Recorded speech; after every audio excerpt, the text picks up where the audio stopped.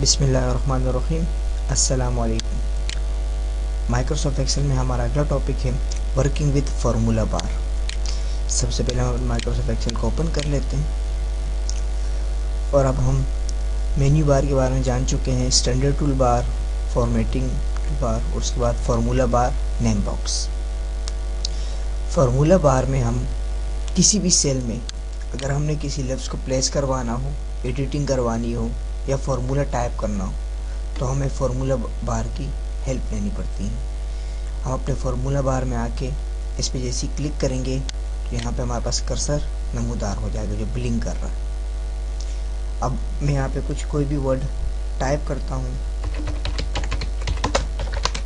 मैंने एक लफ्ज़ यहाँ पे टाइप किया।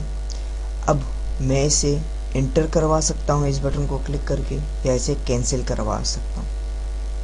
कीबोर्ड से हम ये काम इंटर करवाने के लिए इंटर का बटन प्रेस करेंगे, और अगर हमें इसे कैंसिल करवाना हुआ हो तो हम इसे एस्केप का बटन प्रेस करके ये वर्क परफॉर्म कर सकते हैं, इसे कैंसिल करवा सकते हैं। इस वक्त हम इसे इंटर करवाएंगे।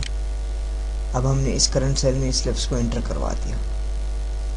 अब अगर हमने कोई भी एडिटिंग करनी हो इसमें तो हम अपने फार्मूला बार में इस सेल पे आके सबसे पहले क्लिक करेंगे। सेल एड्रेस हमारे पास F7, ये F इसका कॉलम 7 इसकी रोज, या फिर हम अपने नेम बॉक्स में आके F7 टाइप करेंगे, एंटर कर देंगे तो हम ये सेल में अपीयर हो जाएंगे। ये सेट हमारे पास करंट सेल नमूदार हो जाएगा और इसमें हम एडिटिंग करने के लिए फार्मूला बार में क्लिक करेंगे तो अब हम यहाँ पे एडिटिंग करवा सकते हैं। और अब हम बैक स्पेस से पीछे के अल्फाज मिटा सकते हैं और डिलीट के बटन से आगे के अल्फाज को मिटा सकते हैं। मिलते हैं अगले टॉपिक में।